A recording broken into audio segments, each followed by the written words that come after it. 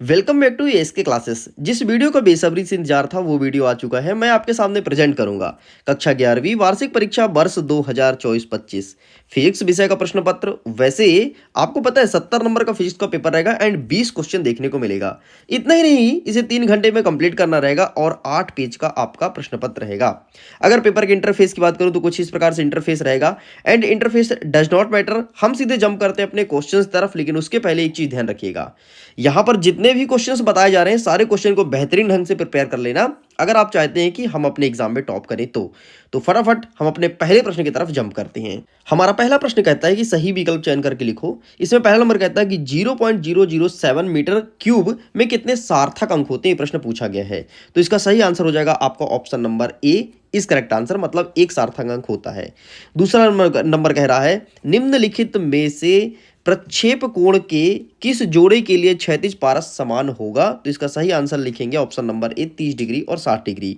मैं फिर से बोलूंगा, यहाँ पर जितने भी क्वेश्चंस दिए गए हैं सारे क्वेश्चन को बहुत अच्छे से प्रिपेयर कीजिएगा ताकि आप अपने एग्जाम में बेहतर स्कोर गेन कर सके एंड यहाँ से बहुत सारे क्वेश्चंस आपके एग्जाम में हूबहू देखने को मिलेगा।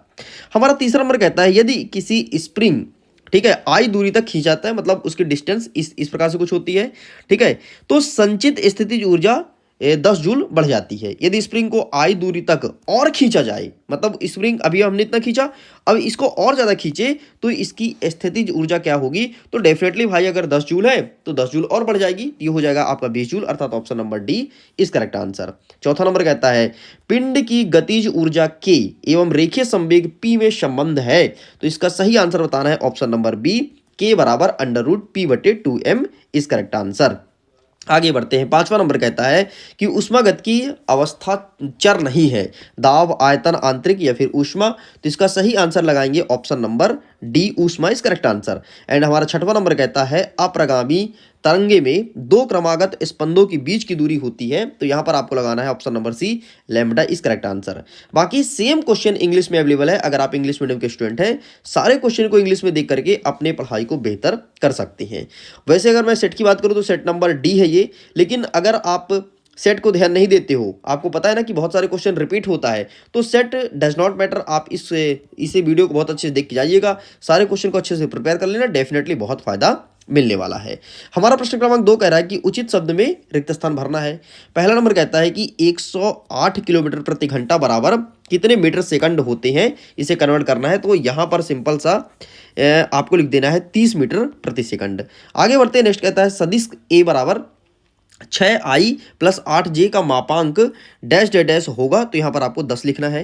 नेक्स्ट कहता है कि यदि एक वस्तु पर F बल आरोपित करते हैं और v वेग से प्राप्त करती है तब व्यथा शक्ति क्या होगा। तो यहां पर लिखना है F × v होगी। नेक्स्ट कहता है चौथा नंबर सभी ग्रह सूर्य के परितः डैश डैश डैश कक्षाओं में परिभ्रमण करते हैं, तो दीर्घवृत्ताकार में इस प्रकार से घूमते हैं। ठीक है, यहां पर सूरज है तो सभी ग्रह इस प्रकार से घूमेंगे, इसे कहते हैं दीर्घवृत्ताकार। नेक्स्ट हमारा क्वेश्चन कहता है प्रश्न क्रमांक 5 सामान्यतः ताप बढ़ने पर द्रवों का पृष्ठ तनाव डैश डैश डैश होता है। तो ताप अगर बढ़ता है तो द्रव का पृष्ठ तनाव लगातार कम होते रहते हैं, तो यहां पर आपको कम लिखना है। नेक्स्ट हमारा छठवां नंबर कहता है कि एक परमाणु गैस के अणु में डैश डैश डैश स्थानांतरित स्वतंत्र कोटि होती है। तो यहां पर आपको लिखना है कि 3 होती है। इस प्रकार से ये होता है कंप्लीट। सेम इंग्लिश में अवेलेबल है। इंग्लिश मीडियम के स्टूडेंट सारे क्वेश्चन को अंग्रेजी में देखें और आंसर मैंने आपको ऊपर बता ही दिया है। इतना ही नहीं, अब देखो अगर इसका आपको पीडीएफ डाउनलोड करना है तो लिंक डिस्क्रिप्शन बॉक्स में है, जाकर के जल्दी से पीडीएफ विथ सॉल्यूशन डाउनलोड कीजिए, क्योंकि यहां पर मैं विथ सॉल्यूशन वाला पीडीएफ लेकर के आया हूं। नेक्स्ट हमारा प्रश्न क्रमांक 3 कह रहा है कि सही जोड़ी बनाना है। आगे बढ़ते हैं फटाफट। प्रश्न क्रमांक 1 कह रहा है बल, तो इसका सही आंसर लिखना है mlt² हो जाएगा। नेक्स्ट आपका कह रहा है कि संवेग, तो संवेग का सही आंसर लिखना है mlt1, मतलब ये वाला हो जाएगा, यहाँ f से मैच करना है। गति का प्रथम समीकरण तो ये हो जाएगा v = u + at। द्वितीय समीकरण हो जाएगा s = ut + 1/2 at का स्क्वायर। और नेक्स्ट कहता है कि सर्वात्रिक गुरुत्वीय नियतांक, तो इसका सही आंसर लगाना है आपको डी नंबर एंड गुरुत्वीय त्वरण, तो ये हो जाएगा आपका 1 नंबर। इस प्रकार से ये होता है कंप्लीट। चलिए आगे बढ़ते हैं। नेक्स्ट सेम चीज इंग्लिश में अवेलेबल है, इंग्लिश मीडियम के स्टूडेंट्स देख लीजिए। हमारा चौथा नंबर कहता है कि एक शब्द या एक वाक्य में उत्तर दो। पहला नंबर कहता है कि मानक वायुमंडलीय दाब का मान कितना होता है। तो यहां पर आपको लिखना है 101.3 पास्कल, ये होता है। नेक्स्ट कहता है किस ताप पर लकड़ी तथा लोहा लोहा एक जैसे गर्म या ठंडे प्रतीत होंगे? मतलब ऐसा कौन सा टेम्परेचर है जिसमें हमें जो लकड़ी है और जो लोहा है तो समान लगेगा, ठीक है, मतलब टेम्परेचर उनका सेम रहेगा। तो जब 0 डिग्री सेल्सियस पर हम इसे गर्म करेंगे तो ऐसा लगेगा, बाकी 0 डिग्री मतलब कोई गर्म ही नहीं है। नेक्स्ट हमारा कह रहा है तीसरा नंबर कि उष्मागतिकी के प्रथम नियम का गणितीय रूप लिखना है। तो प्लीज इसका आंसर आप मुझे दीजिएगा कमेंट सेक्शन में, मैं आंसर का वेट करूंगा। जो स्टूडेंट सही आंसर देगा उसको मैं हार्ट दूंगा ताकि सभी स्टूडेंट को पता चल सके कि इसका आंसर सही है। नेक्स्ट हमारा चौथा नंबर कहता है कि द्विपरमाणु गैसों की स्वतंत्रता कोटि कितनी होती है? तो यहां पर आपको इसकी कोटि बताना है, तो 5 होती है। नेक्स्ट कहता है सरल आवृत्ति गति में कण के विस्थापन का समीकरण क्या होगा? तो यहां पर इसका आंसर भी आपको कमेंट सेक्शन में लिख करके देना है, बहुत ही सरल आंसर है। लेकिन मैं चाहता हूं प्रश्न क्रमांक 3 और 5 का उत्तर आप दीजिए कमेंट सेक्शन में, साथ में आंसर दीजिएगा, एक ही कमेंट है अपना दोनों आंसर लिखना, ठीक है।